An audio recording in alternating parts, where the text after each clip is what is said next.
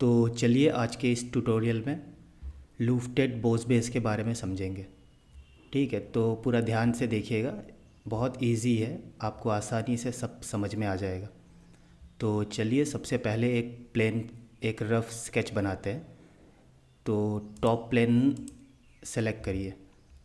ठीक है, अब पॉलीगन एक सेलेक्ट करते हैं। चलिए ये हमारा हो गया एक स्केच। अब एक प्लेन और चाहिए हमें ऊपर। ठीक है, ये देखिए रेफरेंस प्लेन एक सेलेक्ट करते हैं, प्लेन। अब यहाँ पे एक फर्स्ट प्लेन हमें चुनना होगा जो कि हमारा यही टॉप प्लेन रहेगा। ठीक है, अब ये टॉप प्लेन से हम हमारा एक ऊपर साइड में चुनते हैं। ये देखिए 80 mm शो कर रहा है, चलिए 100 mm सेलेक्ट करते हैं। ठीक है, अब साइड प्लेन, ये प्लेन आ गया 2। अब इस पे भी हमें स्केच करना है, तो स्केच पे आकर यहाँ चलिए सर्कल एक लेते हैं। ठीक है, सर्कल या फिर चलिए एक इलिप्स, ये हमारा इलिप्स आ जाएगा।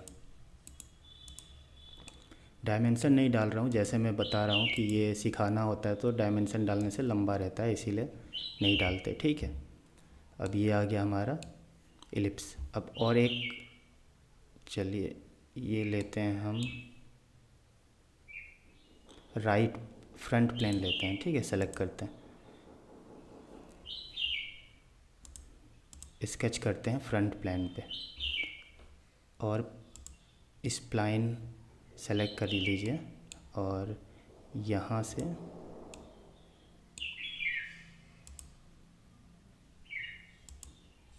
इस पॉइंट तक और यहाँ से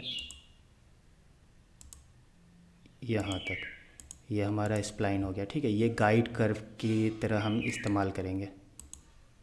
ठीक है, इसको सेलेक्ट कर लीजिए, ये हाइड कर देते हैं प्लेन को, तो हमारा ये जो स्केच है ये दिखने लग जाएगा। ठीक है, अब क्या करते हैं, चलिए देखिए फीचर्स में यहाँ एक ऑप्शन दिख रहा होगा आपको जो कि है लॉफ्टेड बोस बेस।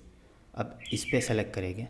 अब देखिए यहाँ सबसे पहले प्रोफाइल का ऑप्शन आ रहा है जिसमें हमें दोनों स्केच को, हमारा जो प्रोफाइल कहलाता है उसको सेलेक्ट करना पड़ेगा। अब पहले नीचे वाले स्केच को सेलेक्ट करते हैं, अब ये ऊपर वाले को। ठीक है, अब ये देखिए ये हमारा लूफ्टेड बोस बेस स्ट्रेच होके बन चुका है। ठीक है, अब ये जो मैंने बनाया है साइड में, जो पहले मैंने समझाया था आपको sweep boss base guide curve था ना इसमें, तो इसमें देखिए गाइड कर्व मैंने पहले ही ड्रॉ कर लिया है। अब ये गाइड कर्व के मदद से हम इस पर डिज़ाइन चेंज करेंगे इसका। ठीक है, अब मान के चलिए कि यहाँ पे हम गाइड कर्व पे सेलेक्ट करते हैं। अब इसको सेलेक्ट करते हैं एज ए गाइड और सेलेक्ट करते हैं। अब ये देखिए ये जो कर्व हमने ड्रॉ किया था, जो लूफ्टेड बोस बेस जो लूफ्ट हो रहा है वो इस कर्व से होते हुए गया अप साइड। ठीक है, और एक सेलेक्ट करते हैं, ये इसको भी सेलेक्ट करते हैं। ये देखिए ये अब हमारा सेलेक्टेड होके अप साइड बना हुआ है, तो ये हो जाता है गाइड कर्व की हेल्प से। ठीक है, तो जब हम गाइड कर्व बनाएंगे तो उस कर्व से हमारा जो लूफ्ट होगा वो उस पाथ से होते हुए जाएगा, तो इसीलिए गाइड कर्व का इस्तेमाल होता है। ठीक है, तो आपको गाइड कर्व के बारे में कुछ समझ में आया होगा। और बाकी जो नीचे ये सब ऑप्शन दिख रहा है आपको, ये सब आपको मैं बाद में बताऊंगा क्योंकि ये थोड़ा एडवांस में आ जाता है, तो इतने जल्दी समझ में आएगा नहीं। जब कोई पार्ट बनाऊंगा तो मैं समझाता हूँ सब। ठीक है, इसमें बस एक आप ये देख लीजिए थिन फीचर्स जो नीचे है, इस पर आप सेलेक्ट करोगे। ठीक है, तो यहाँ पे ऑप्शन आ जाएगा थिन फीचर सेलेक्ट करने का। अब जैसे कि 1 mm है तो इसको मैं 2 mm डालता हूँ। अब ये देखिए ये जो लूफ्टेड बोस बेस है ये देखिए 2 mm ठीक है। अगर यहाँ पे हम 3 डालते हैं तो ये 3 mm ठीक हो जाएगा। ठीक है, तो यही यूज होता है। ठीक है ना, और ये क्लोज लूफ्ट। ठीक है, यहाँ पे सेलेक्ट कर सकते हैं।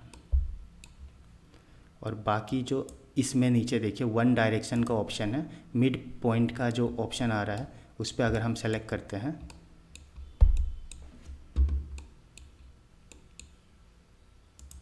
ठीक है, तो ये जो मिड से हो जाए, मिड से सेलेक्ट होगा दोनों साइड। अगर टू डायरेक्शनल करते हैं तो टू डायरेक्शनल जो प्लेन हमारा स्केच है उसके टू डायरेक्शन में लोफ्ट बनेगा, ठीक है, थिकनेस आएगा इसकी।